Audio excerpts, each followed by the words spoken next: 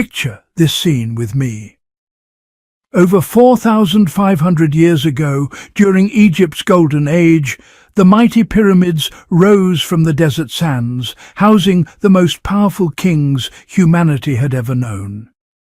Khufu, the builder of the Great Pyramid; Khafre, whose face may gaze upon us through the Sphinx; Menkaure, Userkaf, Unas, and dozens more.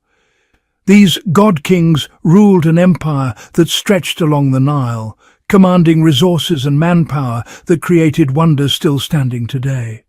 But here's what will absolutely blow your mind. When archaeologists opened these massive pyramids, expecting to find the mummies of these legendary pharaohs, they found nothing. Empty chambers, bare stone sarcophagi. Not a single complete royal mummy from the Old Kingdom has ever been discovered inside any pyramid. How is this possible? Where did they all go? Today, we're diving deep into this archaeological enigma, and what we'll discover will challenge everything you thought you knew about ancient Egypt. Imagine walking through the grand pyramid complexes of Giza, Saqqara, and Dahshur. Each pyramid stands majestically in the center of a vast necropolis, surrounded by hundreds of tombs belonging to queens, princes, princesses, viziers, royal scribes, and high officials. These elaborate burial grounds prove beyond doubt that these pyramids were meant to be royal tombs. The evidence is overwhelming. Yet, when we venture inside, we find only emptiness. A handful of bone fragments here, some ancient wrappings there, most dating to periods hundreds or even thousands of years after the pyramids were built.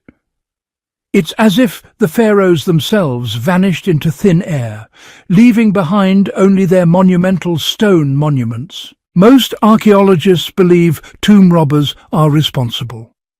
We know for certain that virtually every pyramid in Egypt was looted in antiquity. Ancient thieves broke through sealed passages, smashed open sarcophagi, and stripped away precious grave goods and jewellery hidden within mummy wrappings. The conventional theory suggests these robbers simply discarded the royal remains, leaving them to decay on chamber floors or hauling them away for disposal. But here's the puzzling question that has haunted Egyptologists for decades. If tomb robbers left bones scattered in other ancient tombs, why would pyramid robbers completely remove every trace of the pharaohs? We see evidence of this at Mastaba 17 at Meidum, where an enormous tomb was thoroughly looted, yet bones were left behind for archaeologists to find thousands of years later. So why are the pyramids completely empty? Now, let me share with you a theory that could revolutionize our understanding of ancient Egyptian history. What if there's a secret royal cache of Old Kingdom mummies hidden somewhere, waiting to be discovered? Before you think this sounds too fantastic, consider this. We know with absolute certainty that ancient Egyptians did exactly this during the New Kingdom period. During the troubled 21st dynasty, when tomb robbery became rampant, priests gathered the mummies of over 50 royal burials from the Valley of the Kings.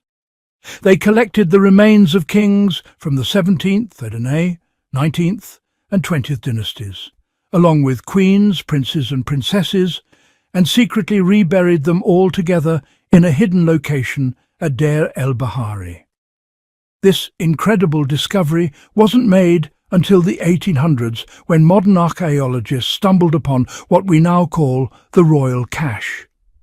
Inside this secret tomb, they found some of the most famous pharaohs in history, including Ramesses II, Seti I, and Thutmose III, all preserved together for protection. If it wasn't for this chance discovery, the mummies of Egypt's most powerful New Kingdom rulers would still be missing, presumed lost forever. So here's the mind-bending question. If the ancient Egyptians rescued and reburied 50 New Kingdom mummies, could there be an Old Kingdom royal cache as well? What if Khufu, Khafre, Menkaure, Uzakaf, Unas, Sahur, and all the other mighty pyramid builders are hidden together somewhere, their remains saved and protected by priests who lived centuries after them. Fellow explorers, I believe there's a very strong possibility such a cache exists, and I think I may know exactly where it could be. Travel with me now down the Nile to a site called Lisht in the Fayum region of Egypt. Here stands a pyramid that doesn't look like much today, just a weathered pile of rubble. But this pyramid holds secrets that could unlock the greatest archaeological discovery of the 21st century. This is the pyramid of Amenemhat the First, the pharaoh who founded Egypt's 12th dynasty and ushered in the Middle Kingdom period around 1900 BC. Amenemhat built the very first pyramid constructed since the glorious Old Kingdom ended centuries earlier. His reign name was Mesut, which means Renaissance and rebirth. After the chaotic First Intermediate period, when Egypt fractured into competing kingdoms and the Great Pyramids were likely looted and desecrated, Amenemhat reunified the country and restored the power of the pharaoh. By building a new pyramid, he connected himself directly to the golden age of the 4th, 5th and 6th dynasties. But here's where things get absolutely fascinating. Amenemhat did something completely unique that no other pyramid builder ever did. Throughout his pyramid complex, in the superstructure, substructure, pavement and associated buildings, he incorporated decorated stone blocks taken directly from Old Kingdom pyramids. Archaeologists have identified reused blocks from the pyramids of Khufu, Khafre, Sneferu, Uzakaf, Unas, Pepi II, and many others. These aren't plain building stones, they're elaborately carved blocks showing nautical scenes, wildlife, gods, offerings, royalty, and cartouches. Now, you might think Amenemhat was simply being practical, recycling old stone to save effort. But here's what doesn't make sense. Many of these blocks came from Giza, which is 29 miles up the Nile from Lisht. If Amenemhat just wanted free building material, why travel that far when Saqqara and Abusir are much closer and contain far more pyramids to pillage? The answer, ancient seekers, must be that Amenemhat specifically chose stones from certain pyramids for a deeply symbolic reason. He wasn't just building a tomb, he was creating a monument to Egypt's Renaissance, connecting the new Golden Age to the old.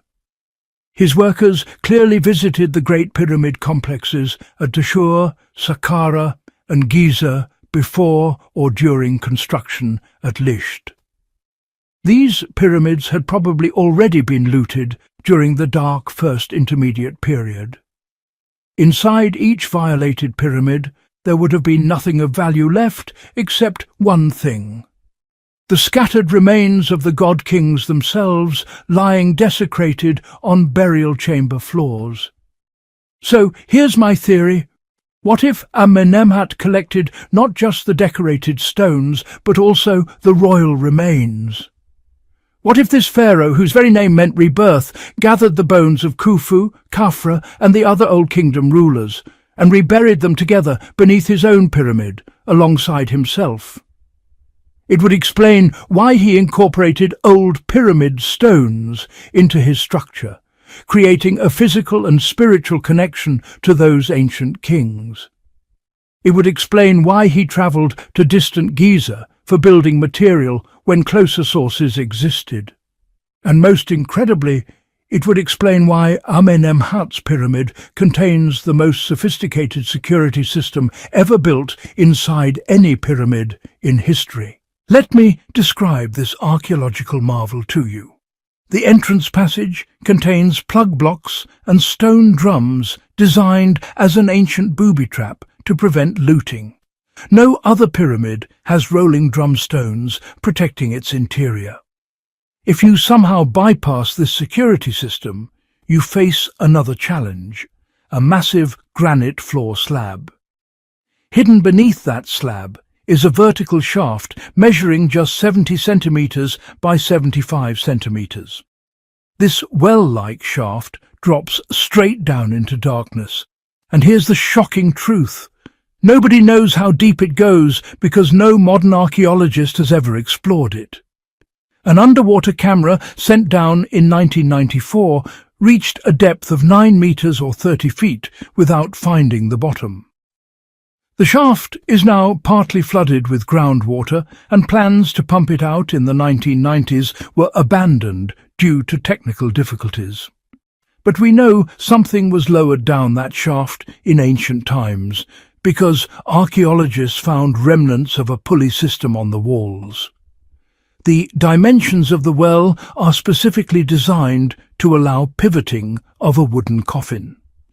Egyptologist Keith Hamilton proved that despite earlier claims, a coffin could absolutely fit down that narrow shaft using careful maneuvering.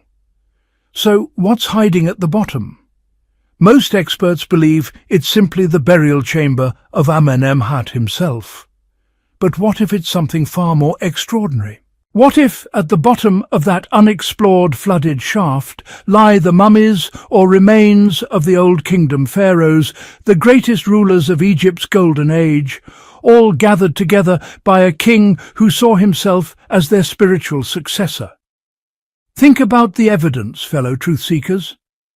Amenemhat built the first pyramid in 400 years, specifically connecting himself to the Old Kingdom. He took decorated stones from the Great Pyramids, creating a tangible link. His Horus name proclaimed renaissance and rebirth. He created unprecedented security measures to protect whatever lies beneath. His workers visited the looted Old Kingdom pyramids and clearly brought something back. And most tellingly, his son Senusret the First, who succeeded him, built his own pyramid in the Old Kingdom style, but didn't reuse any old pyramid stones. Why not? Perhaps because his father's pyramid wasn't just a royal tomb. It was the new resting place for all the Old Kingdom pharaohs. The cache was complete. Amenemhat the First was buried alongside the mighty Khufu, Khafra, Uzakaf, Unas and others, with security like an ancient Fort Knox protecting them all. We know the 21st dynasty priests saved the New Kingdom mummies. Why wouldn't the 12th dynasty do the same for the Old Kingdom? The parallel is striking. Both periods saw dedicated rulers rescuing desecrated royal remains and hiding them for protection. The royal cache at el-Bahari was only discovered by chance. What if an Old Kingdom cache still waits beneath the pyramid at Lisht? Fellow time travellers, this mystery remains unsolved because that vertical shaft has never been properly explored. Modern technology could pump out the water, send advanced cameras or even robots to investigate what lies in the darkness below. We have the capability to answer this 4,000-year-old question. Somewhere beneath the sands of Lisht, the greatest pharaohs of Egypt's golden age might be resting together, waiting for us to find them. What do you think, ancient seekers? Could Amenemhat have created a secret royal cache? Do the mummies of the pyramid builders still exist, hidden in an unexplored chamber? Share your theories in the comments below. Before we conclude, make sure you've subscribed to Treasures of History and activated the notification bell so you never miss our archaeological adventures. Join us next time as we continue our quest to uncover the treasures that time forgot and the secrets that change the world forever.